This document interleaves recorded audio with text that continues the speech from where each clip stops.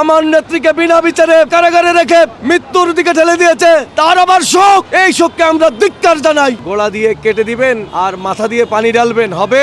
বাংলাদেশের মানুষ ভালোভাবেই তাদের এই নাটক বোঝে। 24-এর গণ আন্দোলনে, গণ অভ্যুত্থানে আমার হাজার হাজার ভাইকে নির্বিচারে পাখির মতো গুলি করে গণহত্যা যে হাসিনা চালিয়েছে, যে হাসিনা বছরের পর বছর আমার নেত্রীকে বিনা বিচারে ষড়যন্ত্রমূলক ভাবে অন্যায়ভাবে কারাগারে রেখে মৃত্যুর দিকে ঠেলে দিয়েছে, তার আবার শোক। এই শোককে আমরা ধিক্কার জানাই। আমরা দেশবাসী মনে করি শেখ হাসিনার এই মায়া কান্না এগুলা লোক দেখানো। শেখ হাসিনা আপনারা জানেন তার সেই অশালীন বক্তব্যগুলো, সে কিভাবে দেশনেত্রী বেগম খালেদা জিয়ার মৃত্যু কামনা করেছিল। দেশনেত্রী বেগম খালেদা জিয়াকে সুচিকিৎসা দিতে দেয় নাই, বিদেশে নিতে দেয় নাই।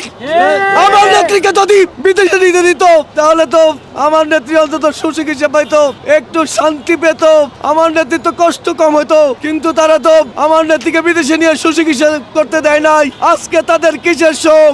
এইসব মায়া কান্না বাংলাদেশের মানুষ বোঝে। বাংলাদেশের মানুষ এসব মায়া কান্না বিশ্বাস করে না।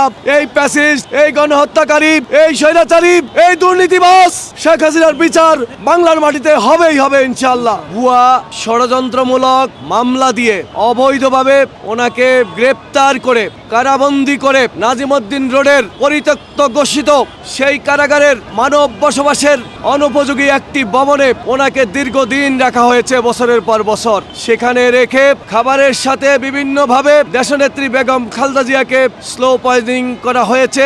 সেই যে বিষক্রিয়া, সে বিষক্রিয়াই ওনার লিভার ক্ষতিগ্রস্ত হয়েছে, লিভার সিরোসিস হয়েছে, ওনার কিডনি ড্যামেজ হয়েছে। সবকিছুই স্বৈরাচারী প্যাসিস্ট শেখ হাসিনার নীলনকশা। শেখ হাসিনা তার পেশিবাদকে, তার স্বৈরতন্ত্রকে দীর্ঘস্থায়ী এবং চিরস্থায়ী করার জন্য একমাত্র বাধা হিসেবে দেশনেত্রী বেগম খালেদা জিয়াকে মনে করতেন। তাই তিনি বিষক্রিয়ার মাধ্যমে, স্লো পয়জনিং এর মাধ্যমে দেশনেত্রী বেগম খালেদা জিয়াকে ধীরে ধীরে মৃত্যুর দিকে ঠেলে দিয়েছেন বলেই দেশবাসী মনে করে।